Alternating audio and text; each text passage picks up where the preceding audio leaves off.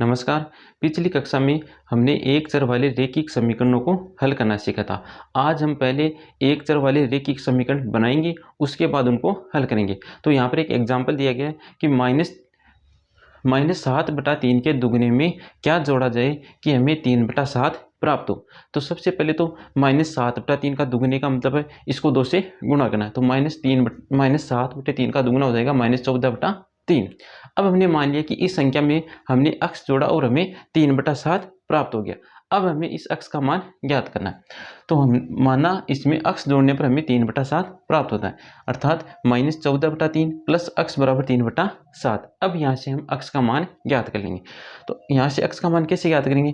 तो सबसे पहले -14/3 को बराबर के इस तरफ लेकर जाएंगे तो इसका चिन्ह चेंज हो जाएगा। तो इसे लिखेंगे -14/3 को दाएं पक्ष में पक्षांतरण करने पर। जब इसका पक्षांतरण करेंगे तो इसका जो चिन्ह माइनस का वो किसमें बदल जाएगा? प्लस में बदल जाएगा। तो यहाँ पर हमें मिलेगा अक्स बराबर 3/7 प्लस 14/3। यहाँ पर हम इन 7 और 3 का लघुत्तम लेंगे तो 7 और 3 का लघुत्तम आएगा 21। तो यहाँ पर 21 लघुत्तम लिया तो 7 का भाग 21 में गया 3 बार, 3 को 3 से गुणा किया 9 आ गया, उसके बाद चिन्ह आ गया प्लस का। अब 3 का भाग दिया 21 में 7 बार गया और 7 को गुणा किया 14 से, तो 7 × 14 होगा 98। 9 और 98 का योग होता है 107 और बटे में है 21। तो अक्स का मान हमें मिल गया 107/21। तो हम इस जो परिमेय संख्या है -7/3, इसके दुगने में अगर हम 107/21 जोड़ेंगे तो हमें 3/7 प्राप्त होगा। Example number 6। एक आयत का परिमाप 13 सेंटीमीटर है और इसकी चौड़ाई 2 से 3/4 सेंटीमीटर है, तो उसकी लंबाई ज्ञात कीजिए। आयत का परिमाप दे रखा है और उसकी चौड़ाई दे रखी है, हमें उसकी लंबाई ज्ञात करनी। तो हमने उसकी लंबाई को अक्स मान लिया। माना आयत की लंबाई अक्स सेंटीमीटर है और इसकी चौड़ाई दे रखी 2 से 3/4 सेंटीमीटर। ये मिश्र भिन्न में, तो इसको भिन्न के रूप में लिख लेंगे 11/4 सेंटीमीटर। और परिमाप दे रखा है 13 सेंटीमीटर। आयत का परिमाप होता है 2 × लंबाई प्लस चौड़ाई। तो आयत का परिमाप लिखा 2 × लंबाई प्लस चौड़ाई, ये दे रखा है 13 सेंटीमीटर। तो यहाँ से लंबाई लिख देंगे और चौड़ाई का मान लिख देंगे। अब 2 यहाँ पर गुणा में, तो 2 को हटाने के लिए क्या करेंगे? दोनों तरफ 2 का भाग देंगे। दोनों तरफ 2 का भाग देंगे तो यहाँ पर 2 से 2 कैंसिल हो जाएगा, तो यहाँ पर बचेगा अक्स प्लस 11/4 और इस तरफ आ जाएगा 13/2। अब इस 11/4 को दाएं पक्ष में पक्षांतरण करेंगे। तो दाएं पक्ष में जब पक्षांतरण करेंगे तो इसका चिन्ह चेंज हो जाएगा। तो 11/4 का दाएं पक्ष में पक्षांतरण करने पर तो अक्स बराबर मिल जाएगा 13/2 - 11/4। यहाँ पर हम इसका लघुत्तम लेंगे, लघुत्तम आएगा 4। तो 2 का भाग 4 में दिया, 2 बार गया और 2 को 13 से गुणा करने पर आएगा 26, चिन्ह आएगा माइनस का। फिर 4 का भाग 4 में दिया, 1 बार गया और 1 को 11 से गुणा किया तो आएगा 11। तो 26 - 11 होता है 15 और बटे में आ गया 4 सेंटीमीटर। तो इस आयत की हमें लंबाई मिल गई 15/4 सेंटीमीटर। Example number 7। साहिल की माँ की वर्तमान आयु साहिल की वर्तमान आयु की 3 गुनी। साहिल की माँ की वर्तमान आयु साहिल की वर्तमान आयु की 3 गुनी। तो यहाँ पर हम साहिल की वर्तमान आयु को अक्स मान लेंगे। साहिल की जो वर्तमान आयु है उसको अक्स मानेंगे। तो उसकी जो माता की जो वर्तमान आयु होगी, उसकी माता की जो वर्तमान आयु होगी वो हो जाएगी 3x वर्ष। आगे दिया गया कि 5 वर्ष बाद उन दोनों की आयु का योग 66 वर्ष हो जाएगा। 5 वर्ष के बाद उन दोनों की आयु का योग 66 वर्ष हो जाएगा। तो 5 वर्ष के बाद जो साहिल है उसकी आयु कितनी होगी? अक्स प्लस 5 वर्ष। तो साहिल की 5 वर्ष बाद आयु हो जाएगी अक्स प्लस 5 और उसकी माँ की आयु हो जाएगी 3x प्लस 5। तो फिर से देखना इसे, साहिल की वर्तमान आयु हमने मान ली अक्स वर्ष, तो उसकी माँ की आयु हो जाएगी 3x वर्ष। क्यों? क्योंकि उसकी 3 गुनी दे रखी है, तो उसकी माता की आयु होगी 3x वर्ष।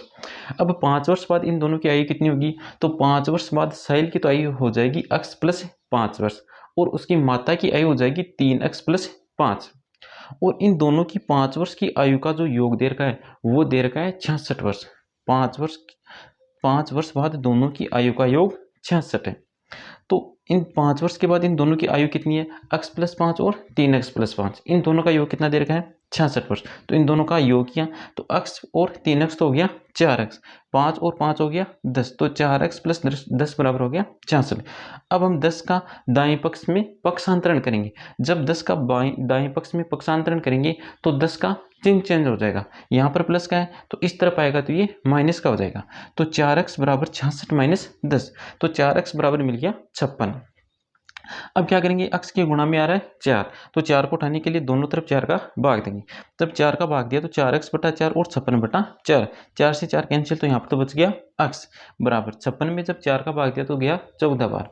तो अक्स क्या माना था हमने, अक्स माना था हमने साहिल की वर्तमान आयु, तो साहिल की वर्तमान आयु हमें यहाँ से मिल गई 14 वर्ष। उसके बाद साहिल की माँ की वर्तमान आयु कितनी मानी थी, 3x। जब यहाँ पर साहिल की माँ की आयु मानी थी हमने 3x, और अक्स की जगह कितना है 14। जब अक्स की जगह 14 रखेंगे तो 3 × 14 हो जाएगा 42 वर्ष। तो साहिल की माँ की जो वर्तमान आयु होगी वो हो जाएगी 42 वर्ष। एग्जाम्पल नंबर 8, बंशी के पास कुछ सिक्के 2 रुपये वाले और कुछ 5 रुपये वाले। यदि 2 रुपये वाले सिक्कों की संख्या 5 रुपये के सिक्कों की संख्या 3 गुनी है और उनका मूल्य का योग दे रखा है 57 रुपये हो, तो दोनों प्रकार के सिक्कों की संख्या ज्ञात कीजिए। तो 2 रुपये के जो सिक्कों की संख्या है वो 5 रुपये के सिक्कों की 3 गुनी है, तो हम 5 रुपये के सिक्कों की संख्या को अक्स मान लेंगे। 5 रुपये के सिक्कों की संख्या अक्स मानेंगे तो हमें 2 रुपये के सिक्कों की संख्या मिल जाएगी 3x। तो हम 5 रुपये के सिक्कों की संख्या मानी अक्स, तो 2 रुपये के सिक्कों की संख्या मिल गई 3x। अब हमें दिया गया इन सिक्कों का मूल्य दिया गया। किसी भी सिक्के का मूल्य ज्ञात करने के लिए उन सिक्कों की संख्या को एक सिक्के की मूल्य संख्या से गुणा करना है। तो 5 रुपये के सिक्के का मूल्य होगा, 5 रुपये के एक सिक्के का मूल्य होता है 5 रुपये, 5 रुपये के एक सिक्के का मूल्य होता है 5 रुपये। और हमें कितने सिक्कों का मूल्य ज्ञात करना है, x सिक्कों का मूल्य ज्ञात करना है। तो 5 रुपये के एक सिक्के के मूल्य है उसको संख्या x से गुणा करना। एक सिक्के का मूल्य होता है 5 रुपये और संख्या कितनी है x, तो कितना हो गया 5x। तो 5 रुपये के सिक्कों का मूल्य हो गया 5x। इसी प्रकार 2 रुपये के सिक्कों का मूल्य ज्ञात करना है, तो 2 रुपये के एक सिक्के का मूल्य होता है 2 रुपये और यहाँ पर संख्या है 3x, तो कुल मूल्य कितना हो जाएगा 6x। अब इनका जो मूल्य दे रखा है वो दे रखा है 57 रुपये। 2 रुपये और 5 रुपये के सिक्कों का मूल्य दे रखा है 57 रुपये। तो 5x प्लस 6x बराबर 77। 5 और 6x हो गया 11x बराबर 77। दोनों तरफ 11 का भाग देंगे तो 11 से 11 यहाँ तो कैंसिल हो गया, इस तरफ तो बच गया x, और यहाँ 77 में जब 11 का भाग दिया तो आ गया 7। अक्स का मान हमें मिल गया 7। अक्स क्या माना था हमने, अक्स माना था हमने 5 रुपये के सिक्कों की संख्या, तो 5 रुपये के सिक्कों की संख्या तो आ गई 7। अब हमें ज्ञात करनी है 2 रुपये के सिक्कों की संख्या। तो 2 रुपये के सिक्कों की संख्या ज्ञात करने के लिए अक्स की जगह कितना रखेंगे 7, 7 रखेंगे तो 3 × 7 हो जाएगा 21। तो 2 रुपये के सिक्कों की संख्या हो जाएगी 21 रुपये। 2 रुपये के सिक्कों की संख्या होगी 21। एग्जाम्पल नंबर 9 में दिया गया यदि 11 के लगातार 3 गुणजों का योग 363 है तो उन्हें ज्ञात कीजिए। 11 के गुणज कौन से होंगे, 11 के पहाड़ी या 11 के टेबल में आने वाली संख्या, जैसे 11, 22, 33, 44। अब इनमें हम देखें तो पहला गुणज है 11, दूसरा गुणज है 22। दूसरा गुणज प्राप्त करने के लिए पहले गुणज में 11 जोड़ा तो इसका दूसरा गुणज मिल गया। इसी प्रकार तीसरा गुणज ज्ञात करने के लिए दूसरे गुणज में 11 जोड़ने पर तीसरा गुणज मिल जाएगा। इसी प्रकार चौथा गुणज ज्ञात करने के लिए तीसरे गुणज में 11 जोड़ेंगे तो इसी प्रकार इसका चौथा गुणज मिल जाएगा। हमने मान लिया कि इसका एक गुणज है x, हमने मान लिया कि इसका एक गुणज है x, तो दूसरा गुणज हो जाएगा x प्लस 11। तो दूसरा गुणज हो गया x प्लस 11। अब हमें तीसरा गुणज ज्ञात करना है। तीसरा गुणज ज्ञात करने के लिए क्या करेंगे, दूसरे गुणज में दूसरा गुणज था हमारे पास x प्लस 11, इसमें 11 जोड़ेंगे तो इसका तीसरा गुणज मिल जाएगा। तो इसका पहला गुणज हो गया x, दूसरा गुणज हो गया x प्लस 11 और तीसरा गुणज हो गया x प्लस 22। अब इनका योग दे रखा है 363, इन तीनों का योग दे रखा है कितना 363, तो इनको योग के रूप में लिख दिया। तो योग x प्लस x तो हो गया 3x और 11 और 22 हो गया 33 बराबर है 363। अब 33 का दाएं पक्ष में पक्षांतरण करेंगे। जब 33 का दाएं पक्ष में पक्षांतरण करेंगे तो इसका चिन्ह चेंज हो जाएगा, तो हमें मिल जाएगा 3x बराबर 363 माइनस 33। तो यहाँ से आ जाएगा 3x बराबर 330। अब दोनों तरफ क्या करेंगे 3 का भाग देंगे, तो 3 का भाग देंगे तो 3x/3 बराबर 330/3। यहाँ 3 से 3 कैंसिल हो गया तो बच गया x बराबर 330 में 3 का भाग दिया तो मिल गया 110, तो x बराबर मिल गया हमें 110। इसका पहला गुणज हमें मिल गया 110, तो पहला गुणज x तो मिल गया 110। दूसरा गुणज क्या होगा 110 प्लस 11 और तीसरा गुणज हो जाएगा 110 प्लस 22। तो अतः 11 के प्रथम 3 गुणज होगी 110, 110 प्लस 11 और 110 प्लस 22 अर्थात 110, 121 और 132। एग्जाम्पल नंबर 10, दो पूर्ण संख्याओं का अंतर 66 है, यदि उनमें 2:5 का अनुपात है तो वे संख्याएं ज्ञात कीजिए। तो हमने वो संख्याएं मान ली 2x, एक संख्या तो मान ली 2x और दूसरी संख्या मान ली 5x। अब हम इन दोनों का अनुपात लेंगे तो इनका भी अनुपात 2:5 ही आएगा, इसलिए यहाँ पर इसमें x का कोई फर्क नहीं पड़ेगा। अब दे रखा है कि इन दोनों संख्याओं का जो अंतर है वो 66 है। अब बात आती है कि 2x में से 5x को घटाएं या 5x में 2x को घटाएं। तो यहाँ पर दे रखा है इनका अंतर एक तो पॉजिटिव, अंतर क्या दे रखा है पॉजिटिव, तो बड़ी संख्या में से छोटी संख्या घटाएंगे। दूसरा कारण क्या हो सकता है, दूसरा कारण यह है कि ये दोनों पूर्ण संख्याएं, दोनों पूर्ण संख्याएं, तो पूर्ण संख्याएं कभी भी ऋणात्मक नहीं होती, पूर्ण संख्याएं कभी भी ऋणात्मक नहीं होती। तो इनमें से बड़ी संख्या में से छोटी संख्या को घटाएंगे।